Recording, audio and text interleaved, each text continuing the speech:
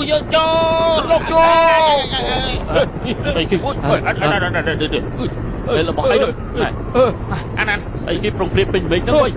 ស្អីគេនោះជួយអាក្រក់ទៅហើយបងអាឡបងជាសត្វចម្លែកស្អីទៅឡបងអាចក៏មិនដឹងដែរស្អីគេវុយយ៉ាងណាពួកយើងថ្ងៃនេះមិនចាំបាច់ទៅត្រឡប់bayទៅវិញស្រីចាប់ពួកវាទៅមកអាចត្រូវឲ្យឡបងអញចាក់ឡបងអ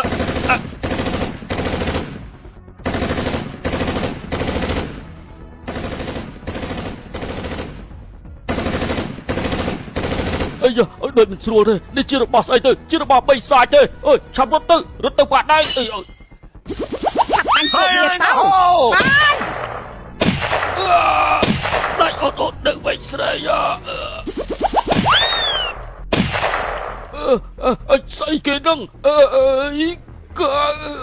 ចូលសម្រាប់ពួកវាទៅតាមបញ្ជារបស់អធិរាជថ្ងៃនេះចៅសមុទ្រជប៉ុនបានចូលវាយលុកនៅក្នុងពានហើយនៅថ្ងៃនេះហើយតាមមើលទៅព្រះរាជាក៏មិនអាចដោះស្រាយពីបញ្ហាចៅសមុទ្រនេះបានទេ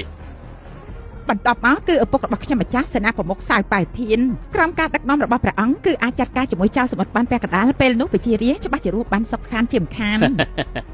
នៅពេលដែលយើងខ្លាចទៅជាស្ដេចឡើងសោយរាជហើយនោះបានជួយព្រះអង្គម្ចាស់ឪពុកខ្ញុំម្ចាស់មិនសោកស្ដាយទេព្រះពរ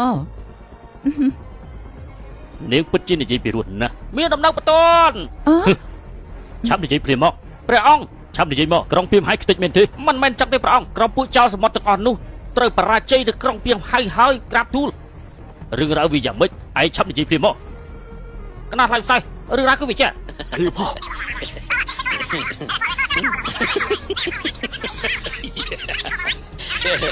ឯងជុំនិយាយទៅឯងថាវត្ថុនោះអាចហោះបានមែនទេថែមទាំងឮសំឡេងករន្ទះធំសម្រាប់មនុស្សខ្លាចទៅជាជ័យជាណាក្រាបទូលព្រះអង្គក្រោបការដឹកនាំស៊ូបូហ្វាន់ក្រាបទូលស៊ូបូហ្វាន់អាចង្រៃនោះទៀតហើយមែនទេហ៎តើអាតុនហាក្រាស់នោះមានសមត្ថភាពអីក្រៅអំពីមនុស្សស្រីនោះ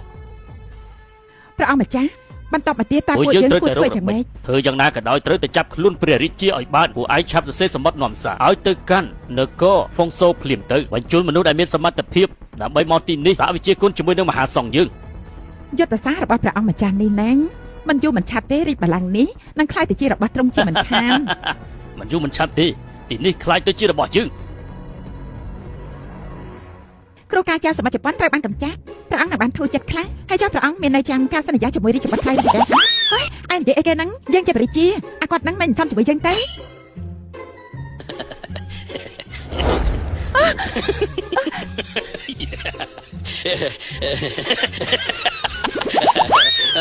ប៉ុន្តែយ៉ាងណាយើងមិនអាចលាក់បាំងជាមួយគាត់ទេយើងគ្រាន់តែ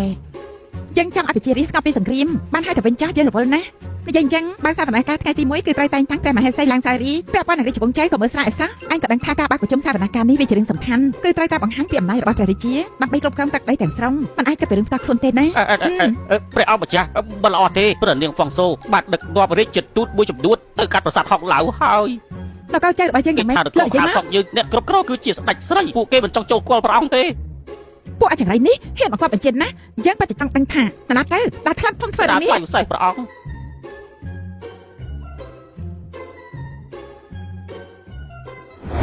អ្នកនាំសារហ្វុងស៊ូបាននិយាយថាពួកអាម៉ាប់ទាំងអស់នេះខ្លាំងណាស់ពួកវាមកទីនេះដើម្បីប្រកួតពួកវាធ្វើបែបនេះពិតជាផ្ដេសផ្ដាស់ពួកវាមកទីនេះពួកដើរតែមិនយ៉ាងពួកអាកាម៉ាប់ទាំងអស់នេះមកទីនេះគឺមកដើម្បីបង្ករឿងតែប៉ុណ្ណោះត្រូវពេកនិយាយត្រូវផ្ដេសផ្ដាស់មែន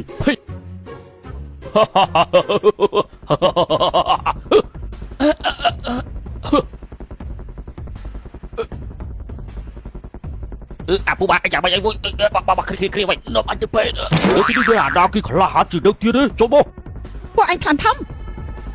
ពួកឯងបាច់ទៅថ្លាន់ធំដល់កៅហ្វូសរបស់ឯងនេះហ៊ានចូលមកបង្កប់បញ្ជាយើងនៅទីនេះផងហ៎ចូលទឹកដីរបស់យើងហើយនៅថ្លាន់ធំទៀតចង់ធ្វើសង្គ្រាមមែនទេនាងគឺជាព្រះនាងសូមែនទេខ្ញុំលើថាទឹកដីរបស់នាងសម្បូរទៅដោយអ្នកចេះវិជាគុណហើយនាងហ៊ានប្រកួតជាមួយនគរយើងអត់ពីព្រោះថាពេលនេះគឺយើងបានអញ្ជើញរាជទូតទាំងពីរនេះដើម្បីធ្វើជាអាជ្ញាកណ្ដាលដើម្បីកាត់ក្តីនៅរឿងរបស់ពួកយើងណាតើនាងហ៊ានដែរអត់